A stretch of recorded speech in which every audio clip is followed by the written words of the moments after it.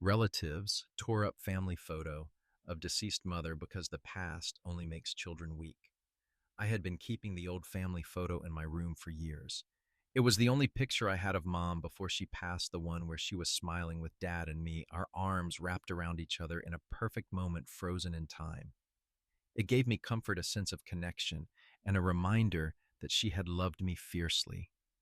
That afternoon, I came home from school to an unsettling silence. The living room was empty, and when I walked in, my heart sank.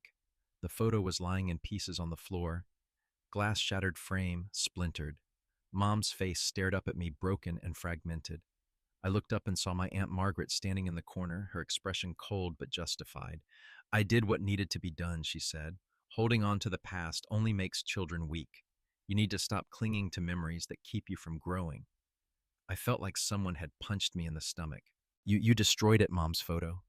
My voice trembled. This isn't helping me. This is all I have left of her. Margaret shook her head. You're too attached. Memories are fine, but living in them will ruin your future. You need to learn to let go. I couldn't believe what I was hearing. She had not only destroyed something precious, she had tried to justify it as some lesson, but in reality it felt like a violation, a deliberate attempt to erase Mom from my life. Anger and grief twisted together inside me, and I could barely form the words. Dad walked in, then alerted by the sound of the crash. His eyes went wide when he saw the mess on the floor. Margaret, what did you do? He demanded, voice tight. That photo that's not yours to destroy. You have no right. She shrugged almost casually. I'm trying to help. She needs to stop living in the past. I grabbed the shards of the frame, holding them carefully, trying to protect what was left. Tears blurred my vision. The past isn't weakness, I said, voice shaking. It's who I am. You can't take that away from me. Dad knelt beside me, placing a steady hand on my shoulder. We'll fix this together, he said firmly. No one has the right to erase her memory or make you feel ashamed for loving her. That night I sat on my bed, staring at the broken photo, grief and anger mixing inside me. I realized this wasn't just about a picture. It was about control, about someone trying to dictate how I should remember Mom, about someone trying to take a part of me that no one had a right to touch. And I knew one thing for certain: I wouldn't let them. The next morning, the house felt heavy. The shattered photo was still on the floor, a stark reminder of what Aunt Margaret had done. I couldn't stop thinking about Mom's smile, broken into pieces, and the way it made me feel powerless. I needed to do something, not just to fix the picture, but to reclaim a sense of control over my memories. Dad and I spent hours carefully gathering the fragments. We laid them out on the dining table, examining each piece. Some were too small to save, but the larger sections of Mom's face were intact. We'll try to reconstruct it as best we can. Dad said, his voice calm but firm. This is about preserving her memory, and no one can take that from you. I nodded, feeling a small spark of hope. Piece by piece, we worked together, taping the fragments onto a new backing board. It wasn't perfect. There were jagged edges and missing corners, but every part we managed to salvage felt like a victory. Mom's face, though damaged, was still there, still smiling at me. Later that afternoon, Aunt Margaret came back into the living room as if nothing had happened. I see you're still clinging to that, she said, frowning. It's not healthy to dwell on the past. You need to move on. I stood up, holding the reconstructed photo close. This isn't just a picture, I said, my voice steady. It's my connection to Mom, and you don't get to decide what's healthy for me. I will remember her however I choose. Dad nodded behind me, reinforcing my stance. Enough, Margaret. You can't erase our family or dictate how we honor her. That photo stays broken or not because it matters to us. Margaret stared at us, momentarily speechless. I could see the realization in her eyes. She hadn't expected us to fight back. She had assumed that because she was older, she had authority over my memories. But this time she had been wrong. That night, I placed the reconstructed photo on my bedside table. The cracks were visible, but it was still Mom. And even more importantly, it was still mine. I had reclaimed a piece of her, a piece of my past, and with it came a newfound strength.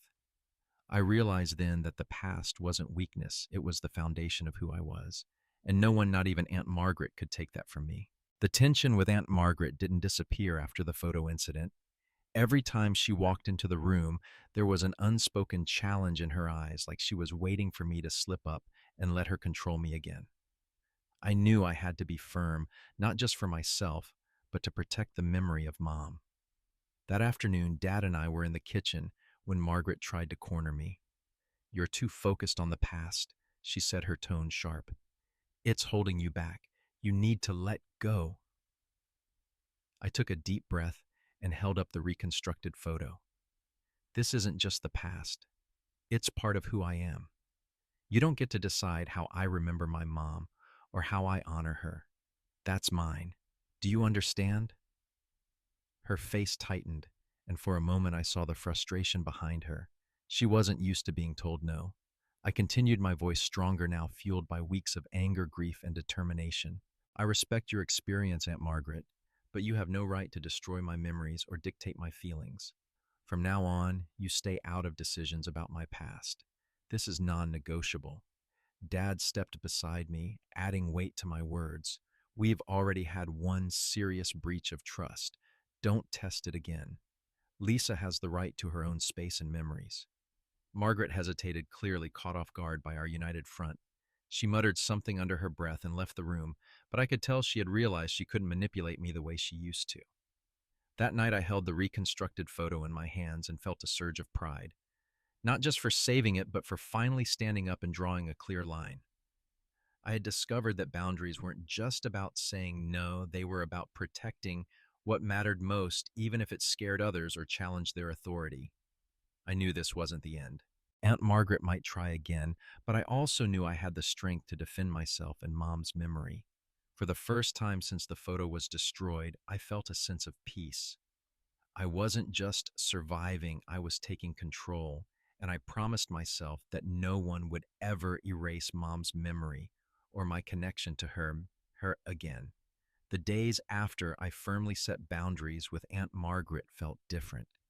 There was still an edge to the household, but I felt a growing sense of power. Every time I glanced at the reconstructed photo on my desk, I was reminded that Mom's memory, and my right to hold on to it, couldn't be taken away. One afternoon, I decided to create a small memory corner in my room. I gathered the photo, some of Mom's favorite books, a few keepsakes, and even her old scarf. Dad helped me arrange everything carefully, and suddenly the space felt sacred. It wasn't just a corner of my room. It was a place where I could connect with Mom, a place no one could touch. Later that evening, Aunt Margaret made a passive comment about the corner. "You spend too much time looking back," she said, her voice trying to sound reasonable. I stood tall, placing my hand on the photo. "No, Aunt Margaret, I spend time here remembering and honoring Mom. That's different from clinging or being weak. These memories make me who I am. And no one, not even you, can tell me that's wrong." Dad chimed in, his tone firm. "Lisa has every right to this space. We will not allow interference. You need to respect that." Margaret hesitated, clearly realizing that her usual tactics would no longer work. She muttered something under her breath and left defeated. Sitting in my corner later, I ran my fingers over the photo and the scarf. A wave of warmth washed over me. I realized that memories, even painful ones, could be a source of strength. Mom's love, her smile, the way she laughed, they weren't gone. They were still alive in me, fueling my courage and giving me direction. I made a silent promise I would protect this connection, this memory, no matter what. I had survived an attack on my past, and I had emerged stronger. Mom's presence, though invisible, was a shield that reminded me that I could endure, resist, and stand tall. For the first time since the photo was destroyed, I felt invincible. Not because I was fearless, but because I had the power to honor the past while shaping my future. By now, Aunt Margaret had learned to tread lightly, but I knew I couldn't rely on silence alone. I needed to reclaim my voice to make sure she and anyone else understood that my memories and feelings were mine to protect. One evening during dinner, she tried again. "You're still too caught up in what happened," she said, eyes flicking toward the photo corner in my room. "Holding on to the past isn't healthy." I set down my fork and looked her straight in the eyes. "No, Aunt Margaret. What happened wasn't just an event, it was an attempt to take control of me to erase Mom. I will never let anyone do that again. My voice shook slightly, but it was firm, unwavering. The past is part of who I am. It doesn't make me weak, it makes me strong. I honor my mom's memory every day, and that is not negotiable. Dad placed a reassuring hand on my shoulder, silently backing me up. You're standing up for yourself, and we support you, he said. Margaret opened her mouth, then closed it. She seemed to realize that words alone would no longer sway me. Her influence over my emotions had been challenged, and I could see the frustration in her eyes. Later that night, I sat in my room, brushing my fingers across the reconstructed photo. I realized something important. The act of speaking up, of asserting my right to remember, was as powerful as the memory itself. It wasn't enough to preserve the photo. I had to defend the meaning behind it. I wrote in my journal, pouring out the anger, the grief, and the pride I felt. The words flowed freely, and for the first time in weeks, I felt in complete control. Mom's memory was no longer just a private solace, it was a shield, a source of strength that no one could diminish. I knew this fight wasn't just about a photograph anymore. It was about standing tall, protecting my past, and showing that I had the courage to speak my truth. And that courage, I realized, was unshakable. By the time a few weeks had passed, I felt a shift, not just in the household, but in myself. I was no longer reacting to Aunt Margaret's attempts to control me. Instead, I moved through the days with a sense of purpose and confidence I hadn't had before. The reconstructed photo remained on my desk, framed now standing tall among other keepsakes. It wasn't perfect, the cracks were visible, but every crack was a reminder that I had survived something meant to hurt me. It was proof of resilience. One afternoon, Aunt Margaret tried a subtle maneuver, commenting on a scrapbook I was making of Mom's old letters and memories. You're putting too much time into this, she said, trying to sound casual. I looked up steady and calm. No, I'm making something meaningful. It matters to me. You can't take that away, and I won't let anyone try. Dad, sitting nearby, nodded approvingly. This is her choice, Margaret. Respect it. She hesitated, realizing once again that she couldn't push me around. I felt a sense of satisfaction, not vengeance, but empowerment. I was standing on solid ground and no one could shake me. Later that evening, I arranged a small memorial corner for Mom with the photo letters and a candle. Sitting there, I reflected on everything that had happened. Aunt Margaret had tried to dictate my feelings to erase my connection to Mom, and even though it hurt, I had fought back and I had won. I realized something profound. Preserving Mom's memory wasn't just about objects or photos. It was about asserting my voice, setting boundaries, and protecting the past that made me who I am. For the first time in months, I felt completely safe in my own home and confident in my own choices.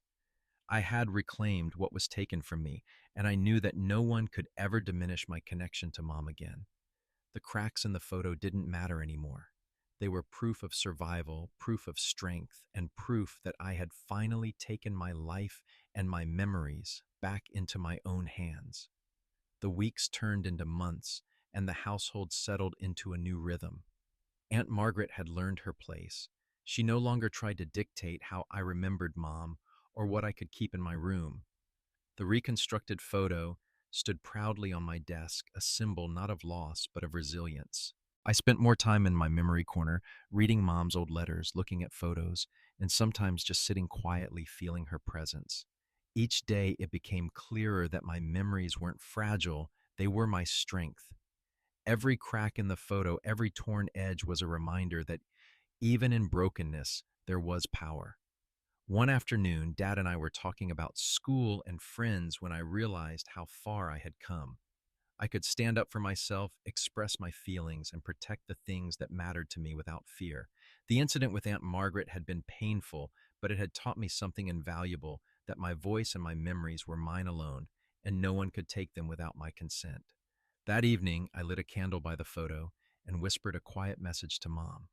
I've got this, Mom. I'll protect your memory, and I'll protect myself. I'm stronger now because of you. I looked at the photo and smiled. The cracks didn't matter. They told a story of survival, courage, and love. I had reclaimed my past, and in doing so, I had claimed my future. No one could erase Mom from my life. No one could control how I remembered her, and most importantly, no one could make me feel powerless again. For the first time in a long time, I felt truly whole.